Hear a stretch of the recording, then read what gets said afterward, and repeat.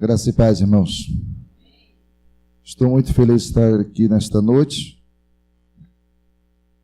Há 20 anos atrás eu tive a felicidade de conhecer a família Severo. E para mim foi uma das melhores coisas que aconteceu comigo em minha vida. Foi conhecer a família Severo. E eu tenho certeza que o irmão Severo, ele que já desfruta da glória antes de nós, mas certamente se ele estivesse aqui, ele estaria muito feliz. Não sei se Deus está permitindo ele ver tudo isso, porque dá a entender na Bíblia que quando nós chegamos no céu, nós não lembramos das coisas, das primeiras coisas, porque elas são passadas. Mesmo porque se a gente vê as coisas da terra, então vem a tristeza, e no céu não é lugar de tristeza. Então, realmente o nível lá é outro. Mas eu imagino a felicidade que ele teria se ele estivesse aqui. Mas a irmã Francisca, ela tem tido essa felicidade de ver os seus filhos, netos, bisnetos nos caminhos do Senhor. Ver, os seus filhos envolvidos na igreja de Deus. Estou muito feliz pelo pastor Jorge, que está à frente dessa comunidade batista. E eu não quero falar nada, sobre a promessa que eu fiz a ele agora. Esse é o momento de a gente ouvir a palavra. Eu convido os irmãos para abrir suas Bíblias no livro de Filipenses, no capítulo 4, Filipenses, a partir do versículo 10.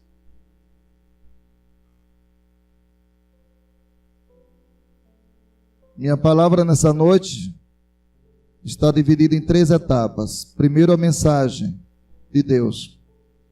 Primeiro vamos estudar a palavra. E depois eu falarei as demais coisas, acerca da minha viagem, como também acerca daquilo que eu falei para o pastor Jorge nesta noite. Livro de Filipenses, capítulo 4, a partir do versículo 10, diz assim: Alegro-me grandemente no Senhor, porque finalmente vocês renovaram o seu interesse por mim. De fato, vocês já se interessavam, mas não tinham oportunidade para demonstrá-lo. Não estou dizendo isso porque esteja necessitado, pois aprendi a adaptar-me a toda e qualquer circunstância. Sei o que é passar necessidade e sei o que é ter fartura. Aprendi o segredo de viver contente em toda e qualquer situação, seja bem alimentado, seja com fome, tendo muito ou passando necessidade. Tudo posso naquele que me fortalece. Apesar disso, vocês fizeram bem em participar de minhas tribulações. Como vocês sabem, Filipenses, nos seus primeiros dias no Evangelho, quando parti da Macedônia, nenhuma igreja partilhou comigo no que se refere a dar e receber, exceto vocês. Pois estando eu em Tessalônica, vocês me mandaram ajuda, não apenas uma vez, mas 2, quando tive necessidade. Não que eu esteja procurando ofertas, mas o que pode ser creditado na conta de vocês. Recebi tudo, e o que tenho é mais que suficiente. Estou amplamente suprido, agora que recebi de Epafrodito os donativos que vocês enviaram. São para mim uma oferta de aroma suave, um sacrifício aceitável e agradável a Deus. O meu Deus suprirá todas as necessidades de vocês, de acordo com as suas gloriosas riquezas em Cristo Jesus. A nosso Deus e Pai, seja a glória para todo sempre. Amém. Palavras do apóstolo São Paulo, palavras de gratidão à igreja que estava em Filipos. Mas antes de discorrer esse texto, Quero falar um pouco sobre essa cidade.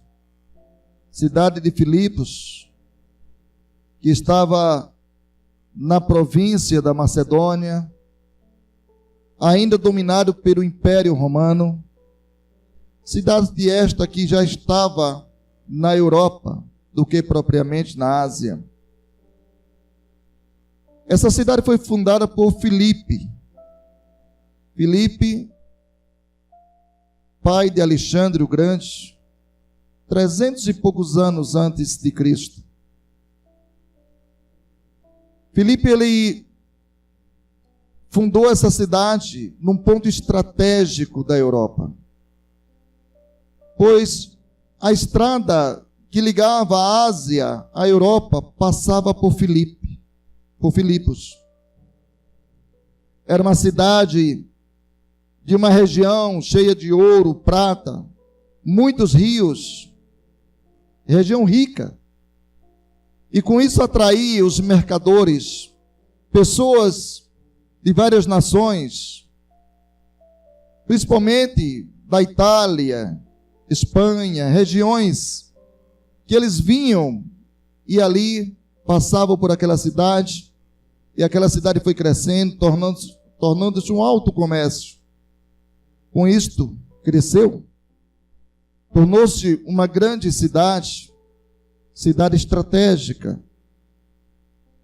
E o apóstolo São Paulo, na segunda viagem missionária, ele resolve então plantar uma igreja nesta cidade.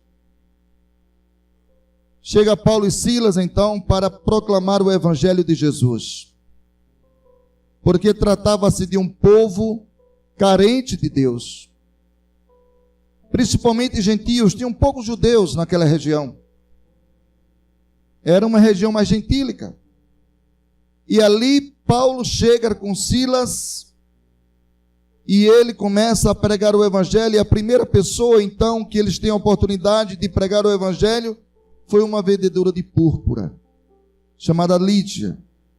Ela ouve o evangelho de Jesus Cristo, ela entende a necessidade de entregar-se a Cristo, e ela o recebe como Senhor e Salvador de sua vida.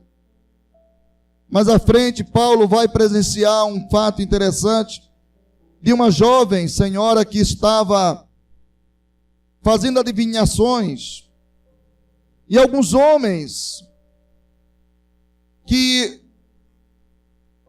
estavam se beneficiando com o dinheiro que ela ganhava, estavam ali presentes. E Paulo percebeu que aquele espírito de adivinhação não passava de demônios. E Paulo vai com autoridade e poder no nome de Jesus e expulsa aqueles demônios. Aquela mulher então volta à sua sã consciência. E Paulo prega o evangelho de Jesus Cristo para ela, ela também recebe Jesus como Senhor e Salvador de sua vida. Aqueles homens ficam com raiva de Paulo, indignados, vai às autoridades, denuncia Paulo, e as autoridades prendem Paulo e Silas, colocando no cárcere, em prisão. Lá dentro do cárcere, Paulo então começa a pregar o evangelho, e à noite, na madrugada, Paulo e Silas começam a louvar a Deus, a glorificar o nome do Senhor, e Deus vem com o seu poder, e ele age de forma tão tremenda dentro da prisão, e Deus faz com que haja um terremoto dentro da prisão. A prisão então se abre as suas portas, as cadeias se quebram, tudo fica escuro no terremoto, e o carcereiro levanta-se, e achando que estavam os presos fugindo, e a sua responsabilidade era grande, ele sabia que ele poderia pagar o preço da morte com as autoridades. Em desespero, aquele homem pega a sua espada, ele começa então a se projetar para tirar a sua própria vida. Quando Paulo e Silas começam a falar com ele, diz: não faça isto, estamos todos aqui, ninguém fugiu. Crê somente no Senhor Jesus Cristo e serás salvo tu e tua casa. Aquele homem creu em Jesus. Leva Paulo e Silas à sua casa e toda a sua família crê em Jesus. A Bíblia não relata, mas certamente alguns presos também creram em Jesus. E estava ali agora plantada a primeira igreja cristã da Europa, a igreja de Filipos. E muitas outras pessoas começam a se converter. E estavam congregando naquela igreja, o carcereiro convertido, sua família, Lídia, aquela senhora que a Bíblia não relata o seu nome, mas que fazia antes adivinhações, agora ela louvava e glorificava o nome de Jesus. E a igreja cresce, Paulo prepara aquela igreja, e o Senhor dá uma visão missionária àquela igreja, e aquela igreja passa a ser uma fortaleza em toda a região da Europa, como também da Ásia, em proclamar o evangelho da paz de Jesus Cristo. Mas interessante é que essa igreja tornou-se um sustentáculo de oração, como também uma igreja que estava mantendo Paulo em sua missão de pregar o evangelho. Por isso que Paulo escreve para a igreja, agradecendo a igreja, dizendo Paulo para a igreja: quando eu mais precisei, ninguém chegou até mim a não ser vocês. Vocês, a igreja de Jesus, foram vocês que me sustentaram, como tem me sustentado até hoje. E essa carta que Paulo escreve, ele escreve exatamente dentro da prisão, quando ele estava preso em Roma, no momento de aflição, porque ele estava correndo risco de morte. Mas aqui na carta ele está alegre, glorificando o nome do Senhor pela existência da igreja de Jesus, pela existência dos irmãos filipenses, que entenderam a mensagem de Paulo, de que a missão, tarefa de evangelizar é da igreja. A missão, tarefa de sustentar a obra de Deus é da igreja. A igreja entendeu muito bem essa missão. Essa missão não foi dada aos anjos. A missão dos anjos é guardar e proteger. Mas a missão da igreja é evangelizar. Paulo vai fazer alguns destaques. Paulo vai mostrar aos irmãos, lá no final da sua carta, aliás, ele começa a sua carta agradecendo e termina agradecendo, e ele menciona no final da carta, dizendo duas coisas. Primeiro ele diz: vocês são astros no mundo. Vocês que são a igreja de Jesus, nós que somos a igreja de Jesus, nós somos astros nesse mundo, um mundo que está em trevas, pessoas que estão perdidas, pessoas que estão lá perdidas nas drogas, pessoas que estão desejando a morte, sem esperança, porque não tem Cristo, porque não consegue ver a luz de Cristo, porque não conhecer a verdade de Jesus Cristo.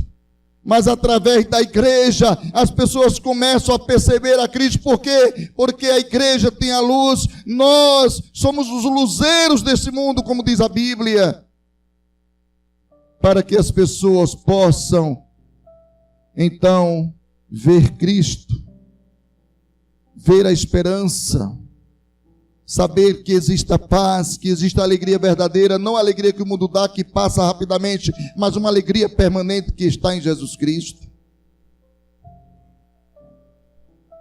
E Paulo também vai dizer para a igreja: olha, vocês não somente me sustentaram, vocês não somente me proclamaram o evangelho em Tessalônica e tantos outros lugares, mas vocês foram capazes de entrar no palácio de César e pregar o evangelho.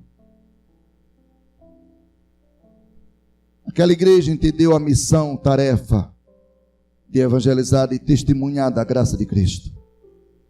Jesus, ele chama os seus discípulos, Pedro, Tiago e João, e Jesus leva para o monte para orar.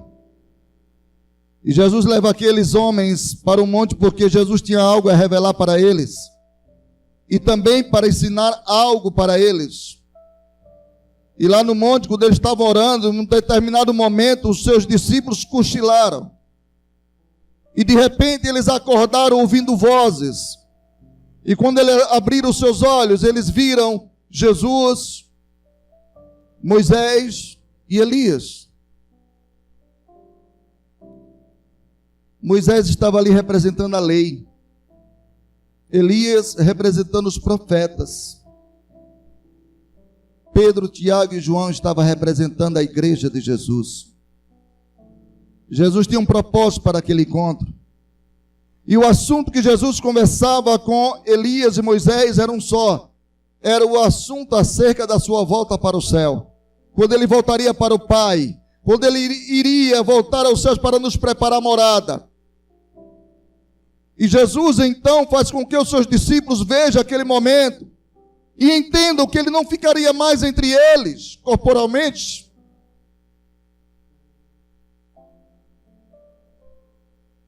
Aquele lugar foi tomado por uma nuvem.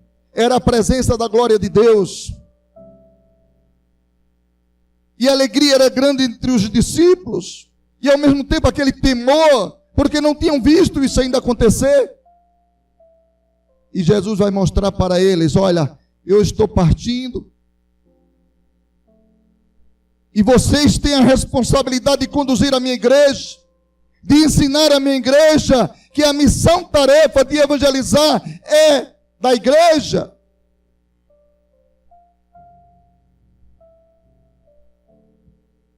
Jesus Cristo faz isso na prática. Ele pega aqueles homens e outros discípulos e ele então atravessa para o outro lado do mar da Galileia e ele chega numa região chamada Gadara. Ele vai mostrar aos discípulos o que era a missão, tarefa da igreja. Lá em Gadara, Jesus sabia que tinha um homem que estava endemoniado, um homem que sofria muito. Um homem que estava morando no cemitério. Um homem que tinha sido acorrentado e os demônios levaram aquele homem a quebrar as correntes. Um homem que estava fora da sua família. Ele não era de Gadara. Ele era de outra região. E Jesus é sabedor que aquele homem estava ali sofrendo. E Jesus vai com seus discípulos. E quando Jesus chega do outro lado, ele encontra aquele homem. A primeira coisa que Jesus faz é expulsar os demônios da vida daquele homem. Jesus tinha um propósito na vida daquele homem. E Jesus então liberta aquele homem dos demônios. Aquele homem volta à sua sã consciência. E a primeira coisa que Jesus faz é pregar o evangelho da graça, é falar do seu amor, é falar da sua salvação para aquele homem. Aquele homem ouve a palavra do Senhor, aquele homem entende a palavra de Deus e ele se converte a Cristo, ele entrega a sua vida a Jesus. E agora o texto diz que aquele homem deseja andar com Jesus, ir com Jesus. Jesus olhou para aquele homem e disse: você não vai comigo. Você vai para a sua terra. Você vai para a sua família. E você vai testemunhar do que eu fiz na sua vida, do que Deus fez na sua vida. Jesus, ele tinha propósito, mas Jesus também tinha estratégia. Jesus não queria salvar apenas a vida daquele homem. Aquele homem vai para a região de Decápolis, era lá que ele morava. Decápolis é uma região de 10 cidades. E lá na região de Decápolis, aquele homem começa a testemunhar com a sua família, com seus amigos, com todas as pessoas. E ele fala da graça de Jesus, e ele fala do que Jesus fez na sua vida. E as pessoas começam a crer em Jesus. E anos mais tarde, alguns anos mais tarde, o apóstolo São Paulo vai visitar a região de Decápolis e se depara diante de muitas igrejas cheias de pessoas convertidas, porque ouviram a mensagem daquele homem. Pessoas que agora estavam experimentando da graça de Cristo Jesus.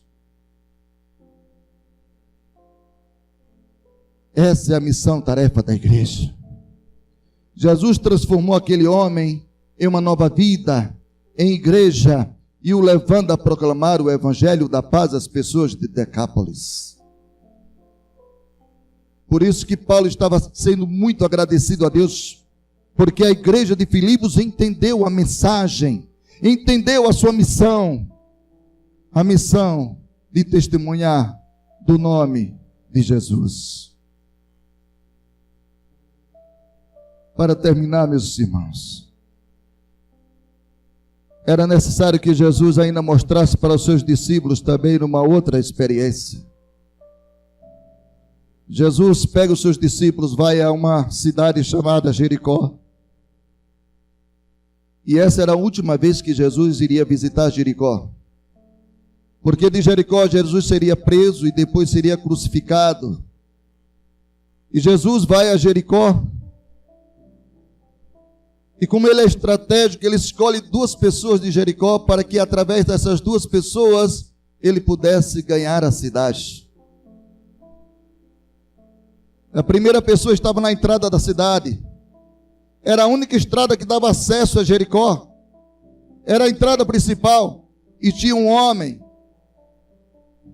cego, conhecido como Bartimeu. Esse não era seu nome, porque Bar quer dizer filho, Timeu era o nome do seu pai. Então era o apelido que ele tinha, era Bartimeu. E aquele homem ali estava cego, numa pobreza, pedindo esmolas à beira da estrada. E quando Jesus vai passando, aquele homem ouve barulho de multidões. E alguém fala para aquele homem que era Jesus de Nazaré, que estava passando por ali. E a primeira coisa que aquele homem faz, diante da sua necessidade, é começar a clamar pelo nome de Jesus. E ele dizia: Jesus, filho de Davi, tem compaixão de mim, tem misericórdia de mim. E as pessoas mandavam aquele homem calar, porque diziam: você está atrapalhando o mestre. Mas quanto mais as pessoas mandavam aquele homem calar, mas ele gritava. Porque há muitas pessoas às vezes que dizem para você: você não precisa ir para a igreja. Para que igreja? Para que ouvir a palavra de Deus? Você não já foi tal dia? Para que você querer buscar mais Jesus na sua vida? Tem gente assim. Mas quanto mais diziam para ele: cala-te, cego, mas ele gritava em alta voz e dizia: Jesus, filho de Davi, tem misericórdia de mim. E Jesus parou. Jesus já sabia que isso ia acontecer. E ele parou, e ele para porque ele tem interesse por nós. Ele teve interesse por aquele cego. E ele disse: manda ele vir até aqui. Quando deram o recado ao cego, o cego deu um salto. O cego usava uma capa de cor roxa. Uma capa foi a única coisa que a sociedade judaica deu para aquele homem. Uma capa de cor roxa que simbolizava que ele era cego, pobre, miserável e que precisava de esmolas. Mas aquele homem pega aquela capa, tira dele e joga fora. Porque ele entendeu que ele não precisaria mais daquela capa. Ele entendeu que Jesus agora iria não somente curá-lo da cegueira material, da sua visão, mas que Jesus também estava agora curando ele espiritualmente, que agora ele poderia ver, que ele poderia trabalhar e que ele teria o seu próprio sustento. Ele não precisava mais pedir esmolas. E às vezes nós temos que declarar a vitória antes do tempo mesmo. Antes de acontecer, nós temos que declarar. Não há problema algum. Aquele homem chega até Jesus. E olha que aquele homem não nasceu cego. Não. Em algum momento, na sua infância, na sua adolescência, perdeu a sua visão. Mas ele chega até Jesus. E Jesus disse: o que é que você quer? O que é que você quer que eu faça? Aquele homem disse: Senhor, que eu torne a ver. Por isso que ele não nasceu cego. Senhor, que eu torne a ver. Jesus olhou para ele e disse: então veja. E aquele homem passou a ver, passou a contemplar os céus, as pessoas que estavam ao seu redor. E aquele homem começa a glorificar o nome de Jesus. E aquele homem não somente alcançou a cura da sua visão física, mas também ele alcançou a salvação de Jesus. Como o texto diz, como ele seguiu Jesus caminho afora. A Bíblia diz que ele seguiu a Jesus caminho afora. Pensem comigo. Jesus estava entrando na cidade de Jericó. E todo mundo conhecia aquele cego antes. E agora as pessoas começam a ver aquele homem que era cego, está vendo, pulando, saltando de alegria. Imagina o impacto que aquele homem começa a causar naquela cidade, e multidões de pessoas começam a acompanhar Jesus. E Jesus, chegando mais à frente, ele se depara diante de outro homem. Um homem totalmente diferente da sua posição social de Bartimeu. Bartimeu era pobre, materialmente falando. Este outro homem era rico. Era um funcionário público de alto escalão, chefe dos publicanos, conhecido como Zaqueu. E aquele homem, então, sabendo que Jesus ia passar perto da sua casa, ele deseja ver Jesus, e ele se prepara para ver Jesus, e ele era de pequena estatura, e ele sabia que vinha uma grande multidão e que ele não ia conseguir ver Jesus. Ele faz um plano, ele vai subir em uma árvore, um sicômoro, e de lá de cima ele iria contemplar o rosto de Jesus. Por que um homem tão rico, influente, iria se submeter a subir uma árvore somente para olhar o rosto de Jesus? Primeiro, aquele homem era rico, mas não era feliz. Aquele homem tinha dinheiro, mas não tinha paz. Aquele homem sofria. E ele sabia que Jesus Cristo tinha tudo isto para dar a ele: paz, alegria, felicidade. E muito mais do que isso, Jesus tinha salvação para dar àquele homem. E quando Jesus vai passando por baixo daquela árvore, ele parou mais uma vez. Ele se interessou por aquele homem. Ele olha para cima e diz: Zaqueu, desce daí, porque hoje convém eu repousar em tua casa. A Bíblia diz que aquele homem desceu cheio de alegria. Ele desce daquela árvore, leva Jesus para a sua casa, e a primeira coisa que ele faz quando chega em sua casa é dizer para Jesus: Senhor, a partir de hoje, eu vou vender a metade dos meus bens e vou repartir com os pobres. E se em alguma coisa eu defraudei alguém, eu vou devolver 4 vezes mais. Jesus olha para aquele homem e diz: hoje chegou a salvação nesta casa. A presença de Jesus causa mudança na vida das pessoas. A presença de Jesus na vida de Zaqueu causou mudança no coração de Zaqueu. Zaqueu agora está convertido ao Senhor. E ainda que ele entregasse todos os seus bens, sua riqueza, distribuísse com os pobres, ele estaria feliz, porque ele tinha a certeza que com Cristo ele tinha a verdadeira riqueza, ele tinha a verdadeira felicidade, ele tinha a verdadeira paz. Jesus começa a ensinar para os seus discípulos exatamente o que é a missão da igreja. A igreja não pode esperar que as pessoas cheguem até ela. A nossa missão-tarefa é esta: de ir até as pessoas, de levar Cristo até as pessoas. Era isso que Jesus estava falando para os seus discípulos. Essa é a missão de vocês, de compartilhar da minha graça com as pessoas, com a sua família, com seus amigos, com seus colegas de trabalho. É isso que Jesus deseja de nós como igreja do Senhor. Por isso que Paulo estava expressando a sua alegria aqui, nesse texto aos Filipenses, porque eles entenderam a missão da igreja.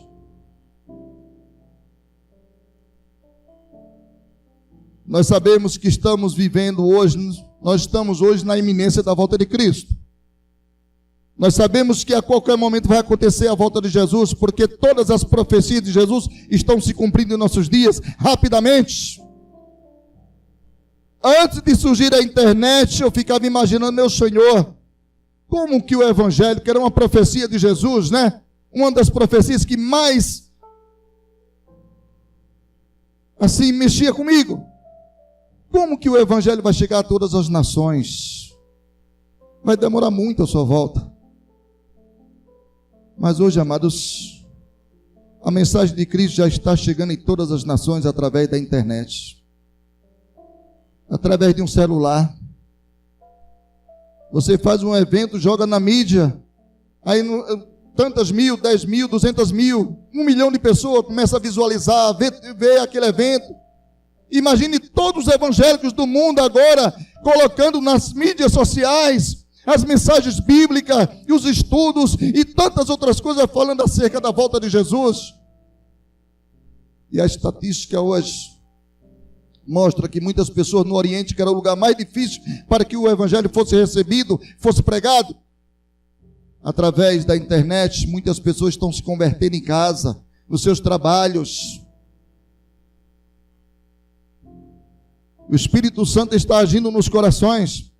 E Jesus disse, olha, quando houver guerras, terremotos, nação contra nação, reino contra reino, quando houver guerras, fomes, pestes, que são as enfermidades se proliferando hoje no mundo inteiro, quando o meu evangelho fosse pregado no mundo inteiro, aí ele diz, aí está próxima a vinda do reino dos céus, aí está próxima a vinda do Filho do Homem, está próxima a vinda do Filho de Deus, Jesus Cristo, nosso Salvador. E eu pergunto a vocês, o que é que falta mais? A qualquer momento, amados, dar-se-á a volta de Jesus, e a igreja não pode dormir, a igreja tem que abrir os olhos, a igreja tem que entender que esse é o momento ainda mais de nós buscarmos a presença do Senhor, de nós compartilharmos dessa graça de Cristo com as pessoas que estão aí fora. Muitos correndo o risco de morte e morrer sem Jesus e ir para o inferno. Deus não quer que as pessoas vá para o inferno, Ele quer que a igreja saia, que ela possa compartilhar dessa graça de Cristo. Essa missão-tarefa é nossa. Há muitas pessoas que estão carecendo de Jesus em seus corações.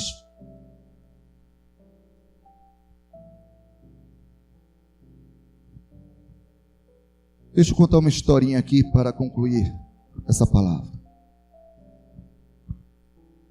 Um certo homem estava em frente a um palácio, muito triste. Ele estava de frente ao palácio muito triste. E chegou um menino, e aquele menino disse, moço, por que o senhor está triste? Por que está chorando? O homem disse, é porque eu já tentei entrar no palácio várias vezes e os guardas não me deixam entrar. Eu quero falar com o rei, mas os guardas não me deixam entrar. Aquele menino disse assim, moço, vem comigo que eu te levo à presença do rei. O homem olhou para o menino e disse, mas menino, como que eu não consegui entrar e você vai me colocar lá dentro? O menino pegou na mão daquele homem e disse, vem comigo porque eu vou te levar à presença do rei. E eles andam juntos. E quando se aproxima da primeira guarda, os guardas, vendo o menino, tirou suas lanças, se afastaram. O menino passou pelo meio com aquele homem. Se aproxima da sala do rei. Tem mais 2 guardas. Os guardas, vendo o menino, tiram suas lanças, se afastam. E o menino passa ali no meio dos guardas, abre a porta e diz, papai, este homem quer falar com o Senhor. Aquele menino era o filho do rei. Ele tinha toda a autoridade para levar quem ele quisesse à presença do seu pai. Jesus Cristo é o Filho de Deus e ele tem toda a autoridade e poder para ele levar todo aquele que crê no seu nome à presença do Pai. No livro de João, no capítulo 14, no versículo 6, o mesmo Jesus disse, eu sou o caminho, a verdade e a vida, e ninguém vem ao Pai senão por mim. Somente por intermédio de Jesus Cristo é que a pessoa pode ser salva, e nós temos essa responsabilidade de ensinar as pessoas e de mostrá-las Jesus Cristo, o Salvador.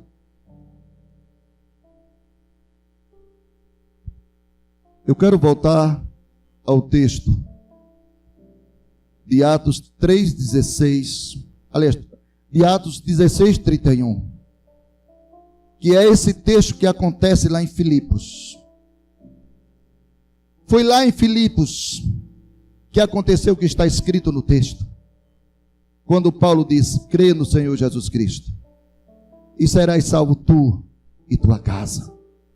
Nessa noite eu quero dizer a você: creia em Jesus Cristo, receba Ele como seu Senhor, e será salvo você e tua casa, porque você crendo em Jesus, você é salvo, e através da sua vida, a sua família também passará a crer em Jesus.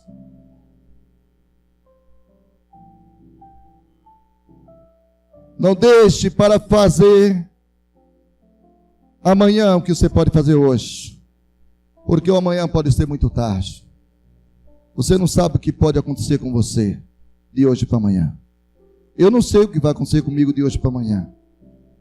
Eu preparo minha esposa e meus filhos sempre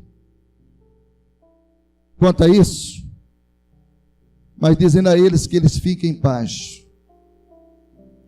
Nós não sabemos o que pode acontecer conosco de hoje para amanhã, mas uma coisa nós sabemos, é que se nós temos Jesus Cristo como Senhor e Salvador, ainda que Ele volte hoje mesmo estaremos no céu com Ele, porque esta é a promessa de Deus, não é do Satanás.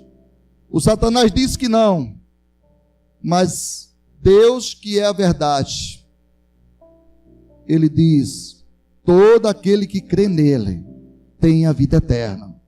E se hoje Jesus voltar, e se você crer no nome dele, você subirá com ele, porque essa promessa não é minha, não é de pastor nenhum, essa promessa é de Deus.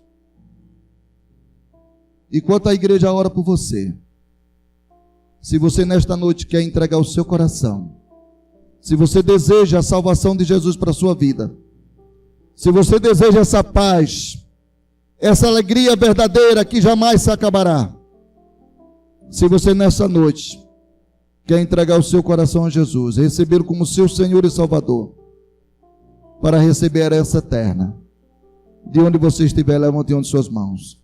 Se você não é evangélico, se você está aqui nessa noite, você está porque Deus planejou esse dia para você. Deus desejou para você, Ele deseja a sua salvação. Então não saia daqui sem essa graça, sem a graça de Jesus. Se você não é evangélico, se você não é cristão, se você está aqui, é porque Deus deseja a sua salvação. Há alguém que deseja a salvação de Jesus? De onde você estiver, levante suas mãos agora, uma de suas mãos. Há alguém entre nós? Amém. Louvado seja Deus. Amém. Pode baixar, minha irmã. Há mais alguém nessa noite que deseja a salvação de Jesus? Se você está com vontade, meu irmão, meu amigo, minha amiga, declara a vitória na tua vida nesta noite. Deixa Jesus reinar no seu coração, na sua vida, na sua família. Se há mais alguém nessa noite, declara a vitória no nome de Jesus. Amém. Deus te abençoe. A igreja pode continuar orando. Se há mais alguém nesta noite que deseja receber Jesus Cristo como seu Senhor e Salvador, de onde você estiver, levantando suas mãos agora. Louvado seja Deus. Deus te abençoe, meu irmão. Deus te abençoe. Se há mais alguém, em nome de Jesus, declara a vitória na tua vida nesta noite. Deus te abençoe. Deus te abençoe. Se há mais alguém, em nome de Jesus, deixa Jesus reinar na tua vida. Ele tem muito a revelar para você. Ele tem a salvação agora na sua vida, mas Ele tem muito mais do que a salvação. Ele tem bênçãos. Além da salvação, Ele tem bênçãos na sua vida. Se há mais alguém nessa noite, deixa Jesus reinar na sua vida, no seu coração. Deixa Jesus operar o seu poder na sua vida, na vida da sua família. Eu não sei o problema que você está passando. Deus te abençoe.